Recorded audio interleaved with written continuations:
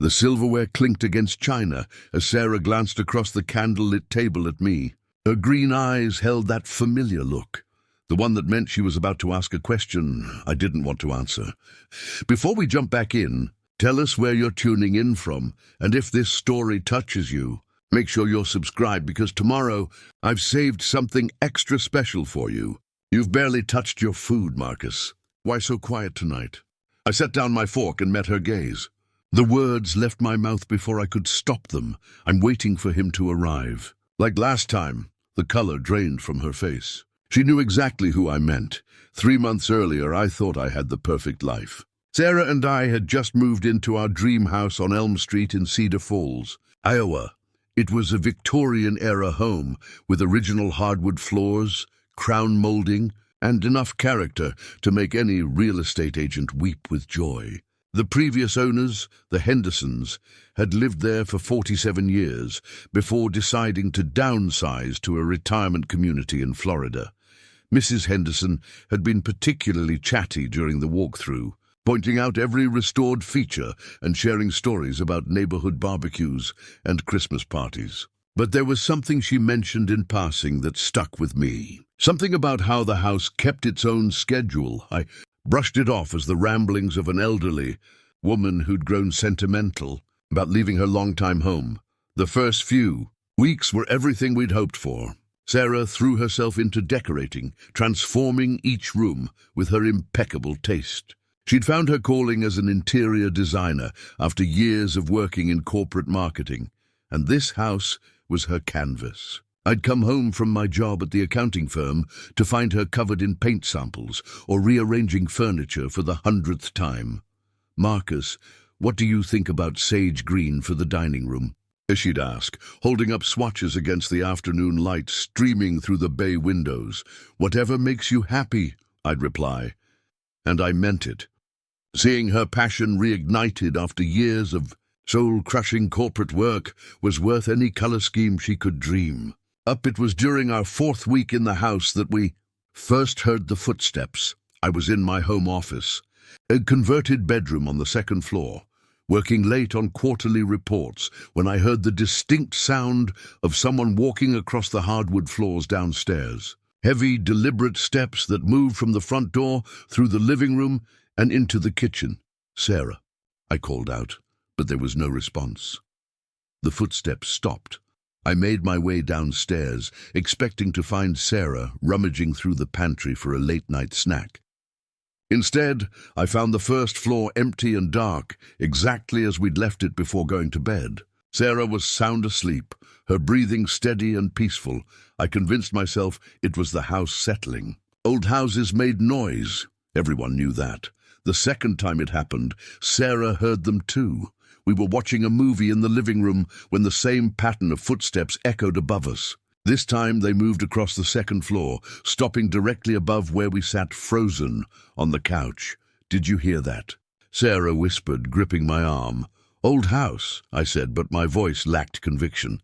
The footsteps resumed, moving from bedroom to bedroom as if someone was conducting a methodical search.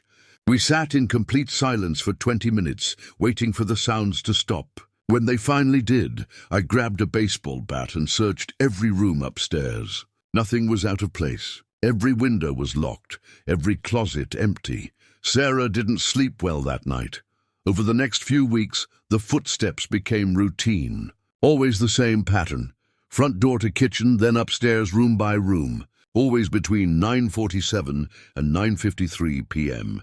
Sarah started keeping a log, documenting the exact times and locations of the sounds. "There has to be a logical explanation," she insisted, though I could see the dark circles forming under her eyes. We called a structural engineer who found nothing wrong with the house. We had the HVAC system inspected, thinking expanding metal might be causing the sounds. We even brought in a pest control specialist to check for animals in the walls or attic. Everything checked out perfectly. It was Mrs. Henderson who finally gave us answers we didn't want to hear. Sarah had tracked down her phone number in Florida and called her on a Tuesday afternoon while I was at work. "Oh, you've met Thomas then," Mrs. Henderson had said, as casually as commenting on the weather. Thomas Blackwell. He lived in that house from 1987 until 2019. Lovely man, really. Kept to himself mostly, but he was always punctual. Every night at 9:50 p.m., he'd do his rounds, check the front door, make sure everything was secure, then head upstairs to his bedroom. Creature of habit, that one. Sarah's hands were shaking as she held the phone. Mrs. Henderson, are you saying the previous owner? Visits?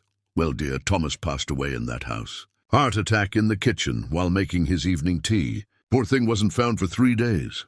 But he seems to have kept his routine, if you know what I mean. That evening, Sarah confronted me with everything Mrs. Henderson had told her. We sat at our dining room table, the one she'd spent weeks selecting, with its perfect distressed wood finish and vintage charm, and discussed the impossible. We can't live like this. Marcus, she said, her voice barely above a whisper, I can't sleep knowing he's up there every night. I reached across the table and took her hand. What do you want to do? I don't know. Maybe we could try talking to him or get someone who knows about these things. That's when I made my first mistake. I laughed. Sarah, come on. You're talking about having a conversation with a dead man. The hurt in her eyes was immediate and sharp. You think I'm losing my mind. I think we're both stressed about the new house and our imagination is getting the better of us. She pulled her hand away. So you don't believe me about Mrs. Henderson's call? I believe you talked to her. I believe she told you about some guy named Thomas. But people die in houses all the time, Sarah. That doesn't mean they stick around to haunt the place. The argument that followed was our first real fight since moving in. Sarah felt dismissed and alone. I felt like I was trying to be the voice of reason in an increasingly unreasonable situation. We went to bed angry, sleeping on opposite sides of our king-sized mattress with an ocean of cold silence between us. At exactly 9:50 p.m., Thomas began his nightly rounds. The footsteps were more pronounced than usual, as if he was making a point. Sarah sat bolt upright in bed, grabbing my arms so tightly her nails left marks. Do you hear him now? She hissed. I did. God help me. I heard every deliberate step as clear as if someone was walking through our house in heavy work boots. The front door, the living room, the kitchen. Then up the stairs, each step creaking under invisible weight. When the sound stopped, Sarah was crying. I'm sorry, I whispered into the darkness. I'm so sorry I didn't believe you. We held each other until dawn, neither of us sleeping, both of us listening for sounds that thankfully didn't return until the following evening. That's when we decided we needed help. The paranormal investigator we hired was nothing like what I'd expected. Instead of some eccentric character with wild hair and crystal pendants, Margaret Chen arrived at our door looking like she'd stepped out of a business meeting. Crisp blazer, sensible shoes, and a leather briefcase filled with equipment that wouldn't have looked out of place in a science lab. I specialize in residential hauntings with established patterns, she explained as she set up digital recorders throughout the house. What you're describing sounds like a residual haunting. Think of it as an emotional imprint left behind by someone who followed the same routine for decades. Sarah watched Margaret work with fascination while I remained skeptical. Even after hearing Thomas myself, part of me still hoped there was a rational explanation we'd overlooked. The good news, Margaret continued, adjusting a temperature sensor in the hallway, is that residual hauntings are typically harmless. The spirit isn't aware of the living occupants. They're simply replaying familiar actions. So he doesn't know we're here? Sarah asked. Preparing and narrating this story took us a lot of time, so if you are enjoying it, subscribe to our channel. It means a lot to us. Now back to the story. Most likely not. But I'll need to observe tonight's episode to be certain. At 9:45 p.m., the three of us positioned ourselves in the living room. Margaret had dimmed the lights and instructed us to remain as quiet as possible. The house felt different with her there, charged with anticipation rather than dread. PM came and went in absolute silence. For the first time in 6 weeks, Thomas didn't make his rounds.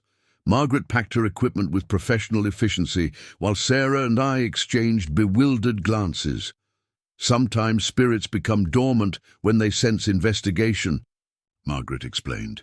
Give it a few days. If the activity resumes, call me. After she left, Sarah turned to me with hopeful eyes.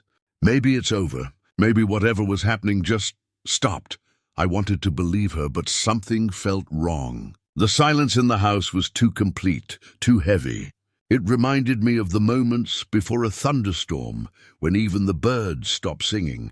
3 nights later, Thomas returned with a vengeance. The footsteps began at 9:30 p.m. instead of 9:50, and they were different. Instead of the methodical pattern we'd grown accustomed to, the sounds were erratic, almost frantic. Heavy steps paced back and forth across the living room for nearly an hour before moving upstairs. Sarah gripped my hand as we listened to what sounded like furniture being moved in the guest bedroom, directly above us. That's not his usual routine, she whispered. The next morning, we found the guest bedroom in complete disarray. The antique dresser Sarah had carefully positioned by the window had been moved 3 feet to the left. The rocking chair she'd inherited from her grandmother was turned to face the wall. Every drawer had been pulled out exactly 2 inches. Margaret returned that evening with additional equipment and a colleague, a soft-spoken man named David who specialized in intelligent hauntings. This changes things significantly, Margaret said after surveying the guest room. The spirit is responding to environmental changes, which suggests awareness and intent. We're not dealing with a simple residual haunting. David set up a communication device he called a ghost box, a modified radio that swept through frequencies at rapid intervals. According to him, spirits could manipulate the white noise to form words. Thomas, David spoke into the quiet house at 9:45 p.m. We know you're here. We're not trying to force you out. We just want to understand what you need. The response came through the static almost immediately, a single word that made Sarah grab my arm. Visitors. David's eyes met Margaret's across the room. Thomas, are you referring to Marcus and Sarah? The new people living in your house? The ghost box crackled for several seconds before another word emerged. Intruders. The temperature in the room dropped noticeably. Margaret's equipment began registering significant electromagnetic fluctuations. Thomas, I found myself speaking before I could stop myself. This isn't your house anymore. We bought it legally. We live here now. The response was immediate and chilling. The ghost box seemed to shriek as multiple words poured through the static. My house, my rules. You leave now. Every light in the house went out simultaneously. In the darkness, we could hear Thomas's footsteps moving rapidly through the rooms, no longer following any pattern. He was searching, hunting, making his presence known in every corner of what he still considered his domain. When the lights flickered back on 5 minutes later, Margaret and David were already packing their equipment. I strongly recommend you consider temporary relocation, Margaret said, her professional composure slightly shaken. This spirit has moved beyond residual haunting into territorial behavior. He sees you as invaders. After they left, Sarah and I sat in our kitchen nursing cups of coffee that had long since gone cold. We can't leave, Sarah said finally. We put everything we had into this house. The down payment wiped out our savings. We can't just walk away. What if it gets worse? What if he decides to do more than just move furniture? Sarah's jaw set in that stubborn way I'd learned to recognize over our 5 years together. Then we figure out how to coexist. This was his home for 32 years. Maybe we just need to show him some respect. That's when she had the idea that would change everything. What if we tried talking to him? Not through some machine, but directly. What if we acknowledged his presence and tried to establish boundaries? I thought she'd lost her mind, but I'd also seen the determination in her eyes when she set her heart on something. There was no talking her out of it. The next evening, Sarah prepared dinner for 3. She set the dining room table with our best china, lit candles, and even put out a place setting at the head of the table where, according to Mrs. Henderson, Thomas used to sit. This is insane, I muttered as she ladled beef stew into 3 bowls. Maybe. But what else are we supposed to do? Fight a ghost? Move out and lose everything? At least this way, we're trying to communicate. At exactly 9:50 p.m., as we sat at the table picking at our food, the footsteps began, but this time they moved directly to the dining room. The temperature dropped 10 degrees in seconds. Sarah's breath came out in visible puffs as she spoke to the empty chair at the head of our table. "Hello, Thomas. We made dinner for you. We want to talk." The silence stretched for what felt like hours, but was probably only minutes. Then slowly, the chair at the head of the table pulled back from the table as if someone was sitting down. Sarah's face went pale, but she continued with remarkable composure. "We know this was your home. We're not trying to erase your memory or disrespect what this place meant to you. But we live here now, and we'd like to find a way to share the space peacefully." The candle flames flickered but didn't go out. I could feel a presence in that chair, as surely as if a living person was sitting there. "We can keep your routine," Sarah continued. 9:50 p.m. you check the doors and the upstairs rooms. We'll stay out of your way during that time, but the rest of the evening should be ours. Does that seem fair? The house went completely still. Even the usual settling sounds stopped. Then, clear as day, we heard a voice speak from the empty chair. Not through any electronic device, but audibly, in the room with us. "Who disturbs my rest?" Sarah's spoon clattered against her bowl, but she recovered quickly. "We're Marcus and Sarah. We bought your house from the Hendersons. We want to live here peacefully with you." Another long silence. Then, You hear me?" "Yes," Sarah said, tears streaming down her face. "We can hear you, Thomas." The conversation that followed was the most surreal experience of my life. Thomas's voice carried the weight of decades, gravelly, tired, but unmistakably human, despite coming from an empty chair. 37 years, he said, and I could hear the loneliness in those words. 37 years since anyone has spoken to me directly. Sarah leaned forward, her initial fear replaced by compassion. "Thomas, you died in 2019. It's been much longer than that." A bitter laugh echoed from the chair. "Time moves differently when you're caught between worlds, Sarah. Some days feel like minutes. Others stretch into eternities. What keeps you here?" I asked, surprising myself by joining the conversation. "Why haven't you moved on?" The candle flames danced wildly before Thomas answered. "I don't know how. When I died, I expected something, light, darkness, judgment, peace. Instead, I simply continued existing in the only place that ever felt like home." Over the following weeks, these dinner conversations became routine. Thomas would appear at 9:50 p.m., manifest in his chair, and we'd talk until nearly midnight. We learned that he'd been a lighthouse keeper before retiring to our house. He'd never married, had no children, and considered the house his life's greatest achievement. "I saved for 15 years to buy this place," he told us one evening, as autumn rain pelted the windows. "Spent another 20 restoring every room to period authenticity. The Hendersons maintained it well, but they never understood its history. Sarah, ever the designer, peppered him with questions about original fixtures and architectural details. Thomas proved to be an invaluable resource, revealing hidden compartments behind baseboards and explaining the stories behind various restoration choices. "The stained glass window in the front door," he said one night. "I commissioned that from an artisan in Vermont. It depicts the lighthouse where I worked for 30 years. The blue represents Lake Superior. The white is the tower itself." These conversations changed our relationship with the house completely. What had once felt like an invasion now felt like a collaboration. Thomas shared memories of neighborhood children who'd played in our backyard decades earlier, of winter storms that had tested the old windows, of summer evenings when he'd sit on the front porch and watch the world go by. But our supernatural roommate arrangement wasn't without complications.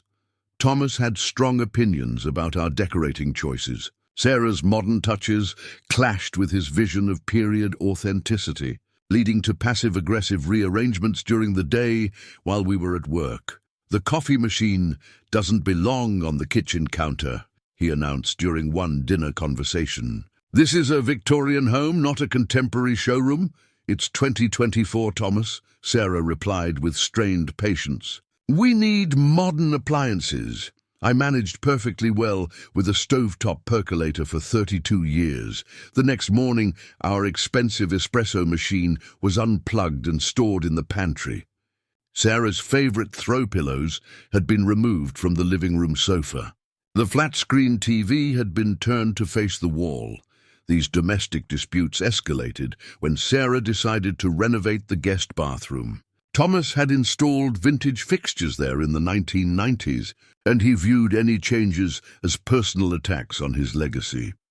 The morning after Sarah hired contractors to begin the renovation, we woke to find every faucet in the house running at full blast. The electrical outlets in the bathroom refused to work. The contractors' tools went missing, only to reappear in impossible locations, like inside kitchen cabinets or on the roof. This has to stop, I told Thomas that evening. We respect your connection to this house, but we have to live here too. We need to be able to make necessary updates. Thomas's response shook the entire house. Picture frames rattled on the walls, doors slammed throughout the first floor, and the temperature dropped so rapidly that frost formed on the dining room windows. You want to destroy everything I built, his voice boomed from everywhere and nowhere. You want to erase me completely. That's when Sarah made a proposal that surprised us both. What if we compromise? What if we renovate the bathroom together? You can guide the choices to maintain the period authenticity you care about, but with modern functionality we need. The house went quiet. Thomas's presence seemed to withdraw, leaving us alone at the table for the first time in weeks. 3 days passed without any sign of him. No footsteps, no rearranged furniture, no voice at dinner. The house felt empty in a way it hadn't since we'd first moved in. On the 4th evening, as Sarah and I ate in uncomfortable silence, Thomas finally returned. "Show me your renovation plans," he said simply. What followed was the most elaborate design consultation in history. Thomas had opinions about everything: tile choices, fixture finishes, lighting placement. He insisted on brass fittings to match the home's original hardware, and refused to consider anything manufactured after 1920 in style. Sarah, to her credit, embraced the challenge. She sourced reproduction fixtures that met Thomas's approval, while incorporating modern amenities like heated floors and a rainfall shower. The contractors, unaware of our supernatural consultant, were baffled by the constant design changes and mysterious feedback. But they eventually delivered a bathroom that looked like it belonged in a museum while functioning like a luxury spa. The renovation success opened new possibilities for cooperation. Thomas began sharing detailed knowledge about the house's hidden features: a dumbwaiter connecting the kitchen to the second floor, original speaking tubes between rooms, even a small safe built into the study wall behind a false panel. The previous owners never found half of this house's secrets, Thomas said with obvious pride. They lived here for decades without truly knowing the place, but our newfound harmony was tested when Sarah's sister Amanda came to visit for Thanksgiving. Amanda was a skeptic who'd always viewed Sarah's spiritual interests with barely concealed disdain. When Sarah tried to explain our living arrangement, Amanda laughed outright. "You're telling me you have a ghost who helps with interior decorating? Come on, Sarah, you're smarter than this." That evening, as we prepared Thanksgiving dinner, Amanda made increasingly sarcastic comments about our invisible friend. She mocked the place-setting Sarah had laid out for Thomas and made jokes about charging rent to dead tenants. Thomas remained silent during dinner, but his presence felt different, colder, more volatile. When Amanda reached across the table to grab the salt, her wine glass spontaneously shattered in her hand. "Interesting coincidence," Amanda said, brushing glass from her palm as blood welled from small cuts. The kitchen faucet began running on its own. Cabinet doors opened and closed rhythmically. The overhead light flickered in a pattern that seemed almost like Morse code. "Okay, that's enough," Amanda announced, standing up from the table. "I don't know what kind of trick this is, but I'm not playing along." Every dish on the table began to rattle. The chandelier above us swayed, despite the absence of any breeze. Amanda's face went white as she finally grasped that something beyond normal explanation was occurring. Then Thomas spoke, his voice carrying an authority I'd never heard before. "This is my home. You will show respect or you will leave." Amanda's wineglass, which she'd been holding despite the earlier breakage, flew from her hand and shattered against the far wall. She stumbled backward, nearly falling over her chair. "Sarah," she whispered, "what have you gotten yourself into?"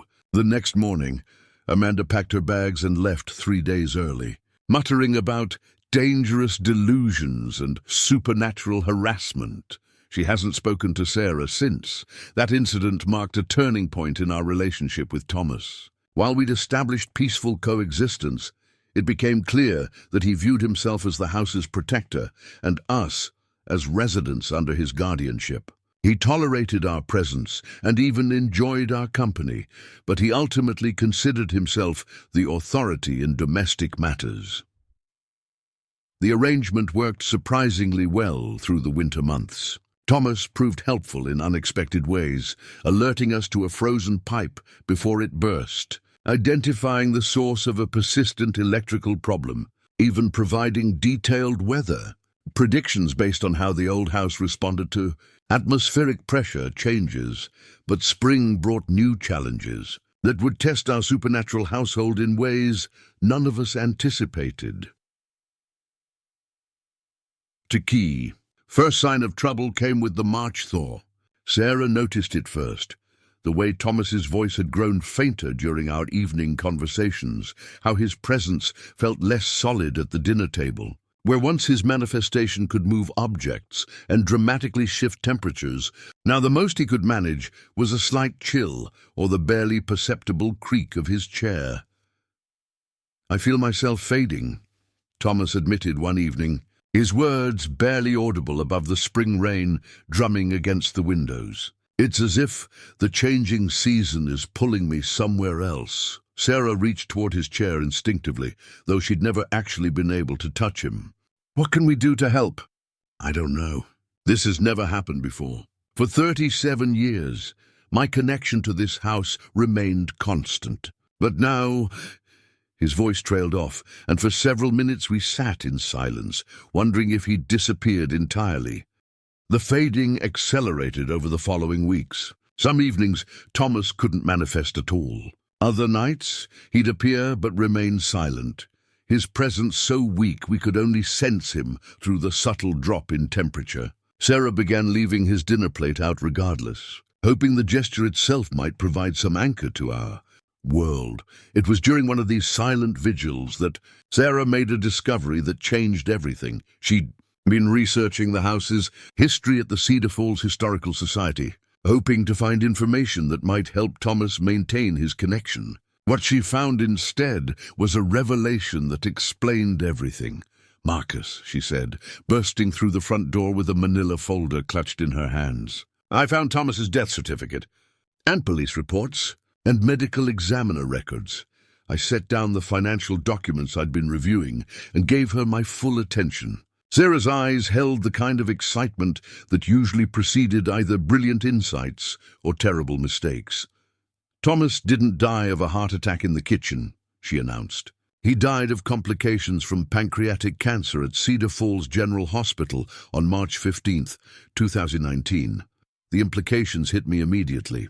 Then why did Mrs. Henderson tell us? Because she didn't know. The official story was that Thomas had gone to visit relatives in Minnesota and decided to stay there permanently. He'd asked the hospital staff to keep his condition private, and he'd already arranged for the Hendersons to purchase the house through his estate lawyer. Sarah spread documents across our kitchen table, medical records, legal papers, correspondence between Thomas and various professionals. He spent his final months planning everything. He knew he was dying, and he couldn't bear the thought of neighbors knowing he was sick or worse, pitying him. So he created this fiction about moving to Minnesota and died quietly in the hospital, but then how his body was never claimed. He'd listed no next of kin, and his will specified cremation with no funeral services. The hospital held his remains for the required 30 days, then proceeded with cremation. His ashes were scattered in the hospital's memorial garden. I stared at the papers, trying to process what this meant. So Thomas never actually died in this house. Exactly. Which means he's not bound to it by death. He's bound to it by choice. That evening, when Thomas materialized weakly at our dinner table, Sarah confronted him with her discovery. "Why did you lie to us about how you died?" Thomas's presence flickered like a candle in wind before he answered. "Because the truth was harder to explain. I died alone in a sterile hospital room, surrounded by machines and strangers. But my last conscious thought wasn't of pain or fear. It was of this house, of coming home." "But you never made it home," Sarah said gently. "No, my body died in that hospital bed. But somehow my consciousness, my soul, if you believe in such things, it found its way back here anyway.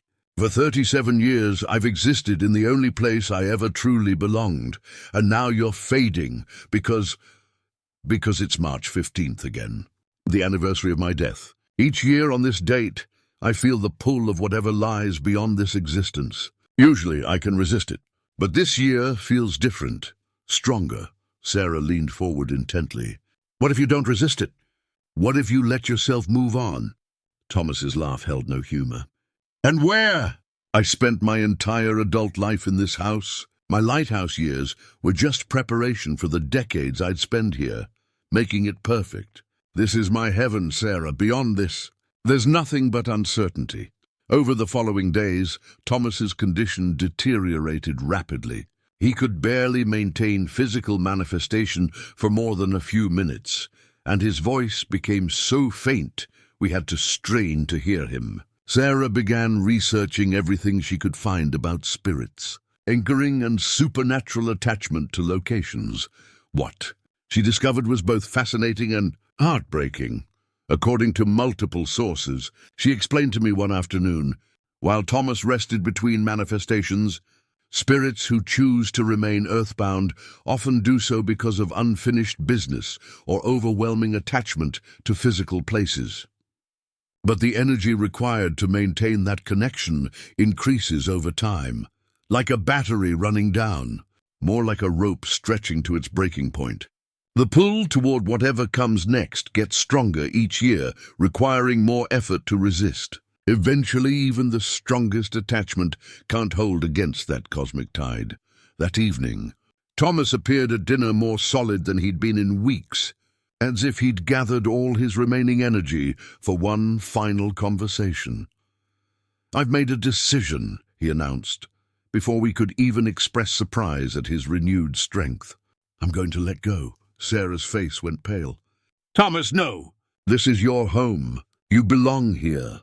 I've belonged here for 37 years beyond my natural lifetime. Perhaps it's time I discovered what else existence has to offer, but what if there's nothing else? What if letting go means ending completely?" Thomas was quiet for a long moment. When he spoke, his voice carried a peace I'd never heard before. "Then I'll face that ending, having spent these extra decades in the place I loved most. That's more than most people get, Sarah. More than I ever expected when I first bought this house 40 years ago." The conversation that followed lasted until nearly dawn. Thomas shared stories he'd never told us before, about his childhood in Maine, his years tending the lighthouse, the day he'd first walked through this house and known it would be his sanctuary. "I never married because I never found anyone who understood my need for solitude," he said.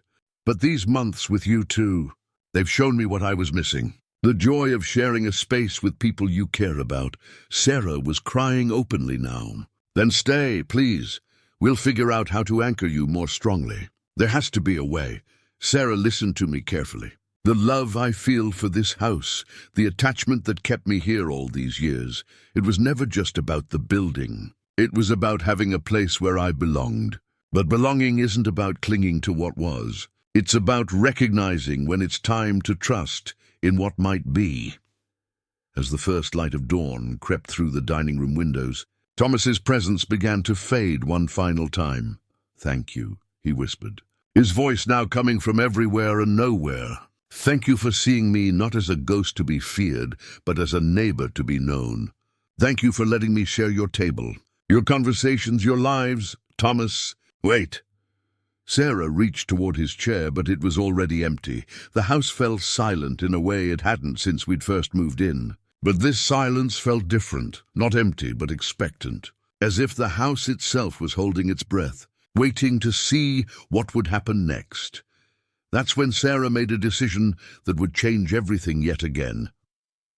Sarah's decision came to her as she sat staring at Thomas's empty chair in the morning light. She turned to me with a determination I recognized, the same look she'd had when she decided to communicate with Thomas in the first place.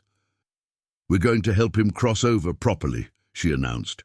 "Not just let him fade away, but give him a real send-off. A celebration of his life and his connection to this house. Sarah, he's already gone. You heard him. He made his choice." "No, Marcus. He made half a choice. He decided to let go, but he's still fighting it somewhere between this world and whatever comes next. That's why the house feels like it's holding its breath."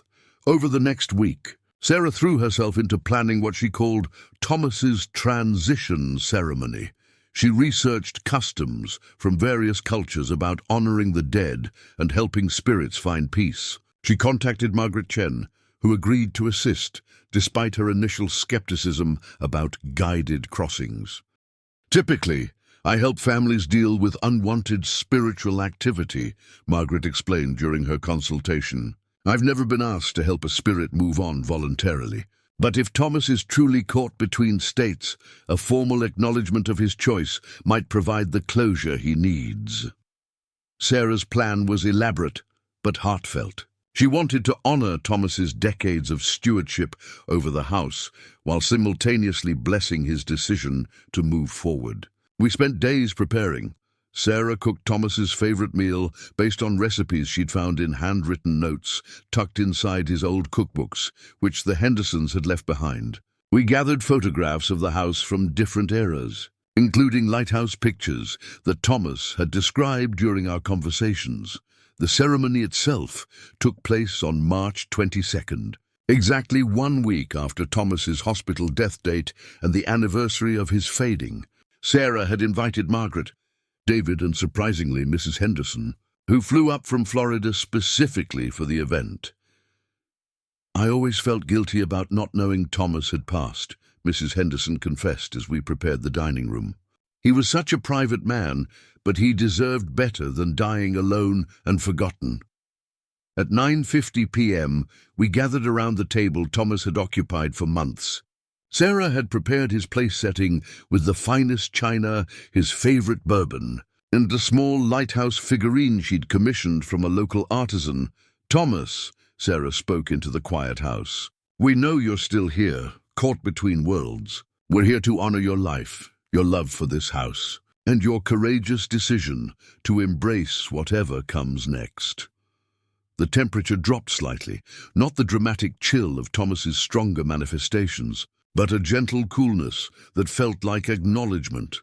Margaret had set up equipment to document any spiritual activity, while David prepared to facilitate communication if Thomas chose to respond.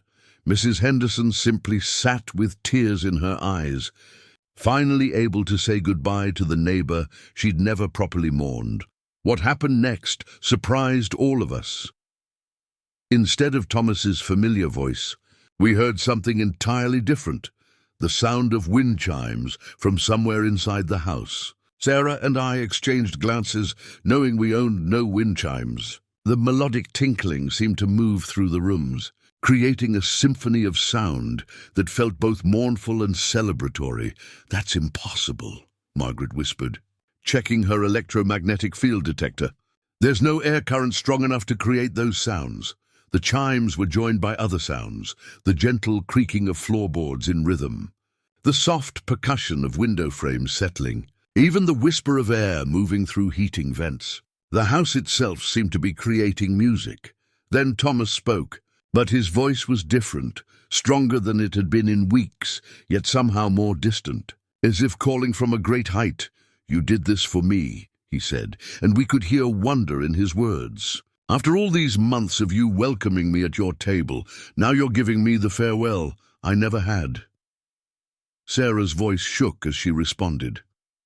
"You were part of our family, Thomas. Family deserves proper goodbyes." "Family," Thomas repeated the word slowly. "Yes, that's what this was, wasn't it? Not just cohabitation, but genuine care for one another."